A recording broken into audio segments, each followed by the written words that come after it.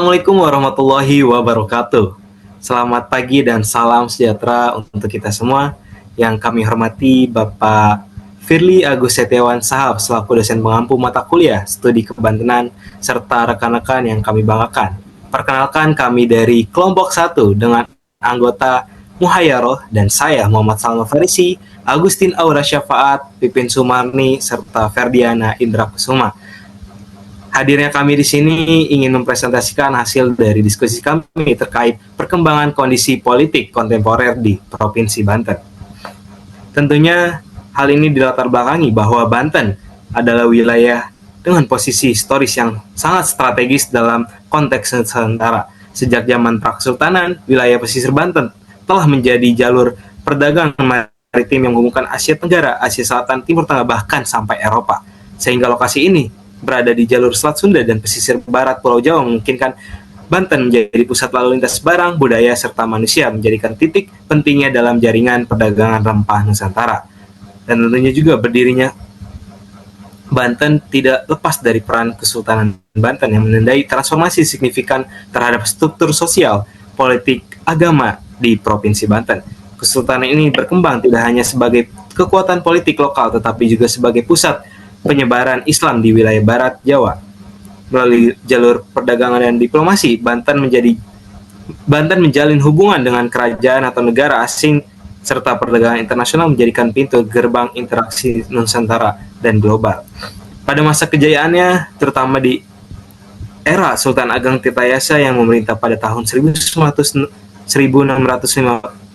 sampai 1683 Masehi, Banten mencapai titik puncak kekuasaan politik, ekonomi, dan sosial. Di masa ini, Kesultanan menerapkan kebijakan perdagangan bebas, memanfaatkan lada sebagai komoditas unggulan, serta memperkuat posisi diplomatik dengan berbagai negara asing.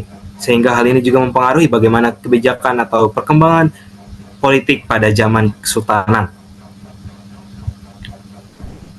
Namun kejayaan itu tidak berlangsung abadi. Masuknya kekuatan kolonial terutama VOC membawa tekanan eksternal yang besar. VOC memanfaatkan konflik internal seperti pertentangan antara Sultan Ageng Tirtayasa dengan putranya untuk melemahkan kekuasaan kesultanan. Politik adu domba dan intervensi asing akhirnya menggoyahkan stabilitas sistem pemerintahan di Banten era Sultan Ageng Tirtayasa. Setelah runtuhnya kekuasaan Kesultanan era kolonialisme, struktur politik di Banten mengalami transformasi besar. Namun akar budaya, agama, dan sosial yang dibangun selama masa Kesultanan tidak hilang. Tradisi keagamaan, jaringan ulama, kelompok masyarakat lokal seperti Jawara, serta identitas kebantenan tetap hidup dan menjadi modal penting dalam proses di masa modern. Momen penting juga terjadi pada tahun 2000 ketika Provinsi Banten resmi terbentuk, memisahkan dirinya dari provinsi asalnya yang dimana masih tergabung dalam Jawa Barat. Pembentukan provinsi baru ini membawa harapan bagi masyarakat, kewenangan administratif, politik, dan pembangunan lebih dekat dengan kebutuhan lokal. Namun, kebebasan politik dan pemerintahan lokal itu juga membawa tantangan atau kekosongan struktur kekuasaan nasional, menyisakan peluang bagi elit lokal untuk memanfaatkan jaringan budaya, agama, dan sosial, termasuk tradisi Jawara dan keakraban dalam membangun kekuasaan baru. Penelitian empiris juga menunjukkan bahwa dinasti politik semacam di Banten meskipun kadang menghasilkan stabilitas jangka pendek seiring membawa dampak negatif terhadap demokrasi lokal. Partisipasi politik masyarakat cenderung rendah, kompetisi politik lemah, dan kemungkinan munculnya praktik korupsi atau nepotisme meningkat. Samping itu, warisan sejarah dari Kesultanan, baik nilai-nilai, identitas kebantenan maupun simbol-simbol budaya tetap penting. Peninggalan fisik seperti bangunan bersejarah, struktur adat, dan tradisi keagamaan memperkuat rasa kebersamaan dan identitas lokal. Hal ini menghadirkan bahwa aspek budaya sampai politik yang unik dalam setiap dinamika politik dan sosial di Banten. Dengan demikian, memahami perkembangan politik kontemporer di Provinsi Banten menjadi hal yang sangat penting dan krusial. Sehingga dari latar belakang tersebut, maka terbentuklah rumusan masalah yang kami gagaskan. Yang pertama ialah bagaimana dinamika politik pada era Sultan Ageng Tirtayasa. Yang kedua, bagaimana perkembangan politik Banten dari masa terbentuknya provinsi hingga saat ini. Yang ketiga, bagaimana dampak dinasti politik pada perkembangan politik di Provinsi Banten. Selanjutnya adalah kemajuan dan kemunduran politik Banten pada masa Sultan Ageng Tirtayasa. Yang pertama, untuk kemajuan politik Banten itu sendiri, yang pertama adalah konsolidasi kekuasaan dan perluasan wilayah maritim. Pada masa pemerintahan Sultan Ageng Tirtayasa, kekuasaan Kesultanan Banten semakin meluas karena berhasil memegang kendali atas berbagai pelabuhan penting di wilayah pesisir, termasuk daerah seperti Lampung dan Bangka. Karena hal ini, Banten memiliki posisi yang lebih baik dalam perdagangan maupun politik di kawasan tersebut. Secara keseluruhan, kebijakan Sultan Ageng Tirtayasa mendorong posisi Banten semakin disegani dalam kancah politik dan ekonomi di wilayah tersebut. Yang kedua, penguatan militer dan strategi maritim untuk menghadapi VOC. Sultan Ageng memperkuat kekuatan militer Banten, terutama di bidang kelautan, untuk menghadapi tekanan dan campur tangan VOC. Armada laut Banten diperkuat agar bisa bergerak lebih leluasa dan siap jika harus berhadapan langsung dengan kapal-kapal Belanda. Langkah ini menunjukkan bahwa Banten memiliki kemampuan politik dan militer yang kuat untuk menjaga wilayahnya sendiri dari dominasi kekuatan asing. Yang ketiga adalah pemberdayaan sosial institusional, pendidikan keagamaan yang mendukung legitimasi politik. Mendorong pendirian pesantren lewat wakaf, sekaligus memberi ruang bagi para ulama dan tokoh pendidikan untuk berkembang. Selain itu, hubungan antar elit lokal dan pemerintah juga semakin solid berkat kerjasama dalam mengelola lembaga-lembaga tersebut. Dengan cara seperti ini, Sultan Ageng bisa menjaga legitimasi politiknya di mata rakyat dan memperkuat jaringan kekuasaan di berbagai lapisan masyarakat. Pendekatan sosial keagamaan inilah yang membuat pemerintahnya dianggap lebih stabil dan dihormati oleh banyak kalangan. Selanjutnya, kemunduran politik Banten diawali dengan konflik berkepanjangan dengan VOC. Pertikaian antara Banten dan VOC sebenarnya banyak dipicu karena perebutan kepentingan dagang, terutama soal monopoli yang dipaksakan oleh Belanda. Situasi makin sulit pada saat VOC mulai memasang blokade yang menahan pergerakan kapal-kapal Banten, sehingga arus dagang jadi terganggu, yang pada akhirnya perekonomian Banten juga ikut terganggu. Serangkaian konflik ini pada akhirnya membuat posisi Banten semakin sulit, sebab mereka harus menghadapi tekanan ekonomi dan militer secara sekaligus. Yang kedua, perpecahan internal konflik perwarisan antara Sultan Ageng dan putranya, yaitu Sultan Haji yang dimanfaatkan oleh VOC. Keretakan hubungan ayah dan anak ini akhirnya menjadi celah besar yang dimanfaatkan oleh VOC untuk menjalankan strategi adu domba atau divide et impera. Dengan cara ini, VOC bisa masuk lebih dalam ke urusan istana dan secara perlahan mempengaruhi keputusan politik di Banten. Ketidakharmonisan ini membuat VOC semakin gampang menguasai ruang gerak politik. Yang ketiga, akhir pertahanan dan kehilangan otonomi formal. Baik, yang selanjutnya adalah perkembangan politik dari pembentukan Provinsi Banten hingga pilihan legislatif tahun 2024. Yang pertama adalah fase awal pembentukan periode 2000-an. Provinsi Banten secara resmi dibentuk melalui Undang-Undang Republik Indonesia Nomor 23 Tahun 2000 tentang pembentukan Provinsi Banten. Gubernur pertamanya adalah Djoko Monandar yang didukung oleh berbagai kelompok politik lokal yang dulunya aktif di bawah Jawa Barat. Di Banten, tokoh-tokoh seperti Kiai dan Jawara sudah sejak dulu memegang peran penting dalam kepemimpinan lokal. Jadi ketika Banten akhirnya menjadi provinsi sendiri, jaringan ini kekuasaan tradisional dengan mudah menyesuaikan diri dengan sistem pemilihan demokratis yang berlaku setelah era reformasi.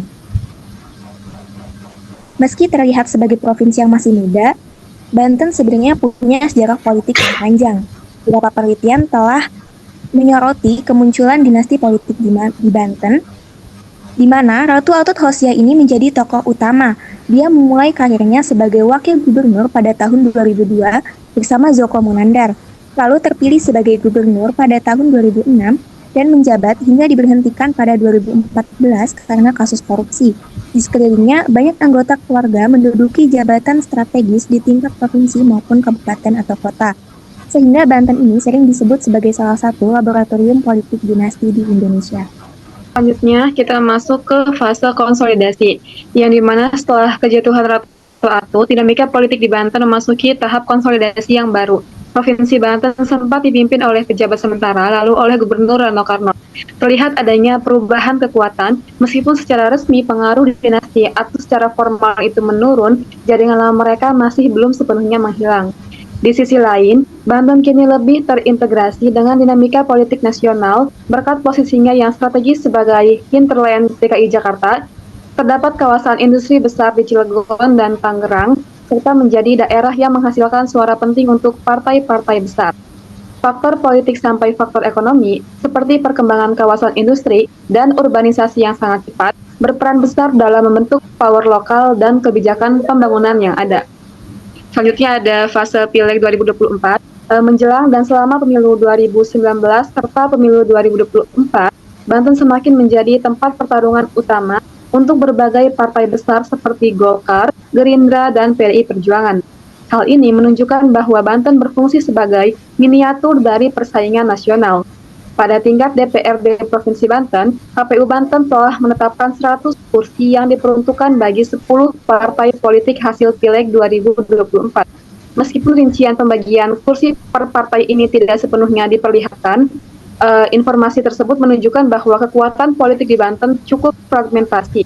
Tidak ada partai yang memiliki mayoritas mutlak, sehingga pemerintahan provinsi sangatlah bergantung pada kondisi dan kompromi antar partai di DPRD. Oke, next, selanjutnya. Baik, selanjutnya adalah dampak politik dinasti Banten. Dampak di sini ada dua dampak. Yang pertama dampak negatif, yang kedua dampak positif. Untuk dampak negatifnya, yang pertama adalah penyimpangan prinsip demokrasi. Nah, praktik dinasti politik ini menyimpang dari prinsip dasar demokrasi yang mengutamakan konsentrasi yang adil dan terbuka. Hal ini menyebabkan terbatasnya konsentrasi politik dan melemahnya akuntabilitas pemerintah daerah. Yang kedua ada stagnasi kepemimpinan dan kaderisasi. Nah, dinasti politik ini cenderung menghambat kaderisasi partai politik dalam menjaring calon pemimpin daerah yang berkualitas. Nah, jabatan publik sering diisi oleh kerabat berdasarkan relasi keluarga, bukan kompetensi. Lalu yang ketiga ada peningkatan korupsi dan penyalahgunaan kekuasaan. Konsentrasi kekuasaan di tangan satu keluarga atau kelompok elit menciptakan ruang lingkup yang subur untuk praktik korupsi dan moral hazard dalam pengelolaan pemerintah daerah. Nah, kebijakan publik ini sering dibuat untuk kepentingan keluarga penguasa, bukan kesejahteraan rakyat. Lalu yang keempat ada rendahnya partisipasi politik masyarakat. Nah, dinasti politik berkorelasi dengan rendahnya partisipasi politik masyarakat. Hal ini terjadi karena masyarakat mengalami kejenuhan, ketidakpercayaan, atau bahkan apatis terhadap politik lokal yang dianggap didominasi elit. Lalu yang kelima ada krisis sumber daya alam dan pembangunan yang buruk. Nah, praktik kekuasaan ini berdampak signifikan terhadap pengelolaan SDA yang buruk, memicu masalah seperti eksploitasi lingkungan, perencanaan pembangunan yang tidak bagus, dan penyemaran lingkungan. Lalu, di lain itu ada dampak positif. Akan tetapi, dampak positif ini seringkali bersifat situasional dan merupakan interpretasi dari keberlanjutan kekuasaan, bukan manfaat langsung bagi masyarakat secara umum, yaitu sebagai berikut. Yang pertama ada stabilitas politik. Nah, keberadaan dinasti politik yang kuat dapat menciptakan stabilitas politik dalam jangka pendek karena mengurangi friksi antar elit dan menjamin keberlanjutan program kerja, meskipun kualitas programnya dapat diperdebatkan. Lalu yang kedua ada akselerasi pembangunan di masa awal. Dan hal ini tidak selalu terbukti karena pada beberapa kasus politik kekerabatan, penguasa dengan jaringan kuat seperti yang dimiliki oleh keluarga Chasan Sohib sebagai lokal strongman di Banten mungkin memiliki kemampuan awal untuk memobilisasi sumber daya dan mempercepat proyek pembangunan. Tetapi hal ini sering diikuti oleh masalah korupsi di masa selanjutnya. Mungkin itu cukup dari dampak politik dinastik di Banten. Next. Baik, untuk selanjutnya kesimpulan dari apa yang telah kami sampaikan bahwa Provinsi Banten telah membawa banyak perubahan dari zaman kerajaan hingga saat ini. Perkembangan politik telah membawa dampak dari berbagai aspek, sehingga memahami perkembangan politik kontemporer bagi masyarakat serta peneliti perlu memahami secara mendalam faktor apa saja yang dapat mempengaruhi perubahan politik di Provinsi Banten. Maka dari itu, melalui kajian ini besar harapan dapat memberikan wawasan yang luas bagi para peneliti sejarah dan pengamat politik di kalangan nasional maupun internasional. Mungkin cukup sekian dari kelompok 1 atas paparan yang telah diberikan. Terima kasih atas perhatian Bapak serta rekan-rekan teman-teman mahasiswa yang lainnya. Terima kasih. Wassalamualaikum warahmatullahi wabarakatuh.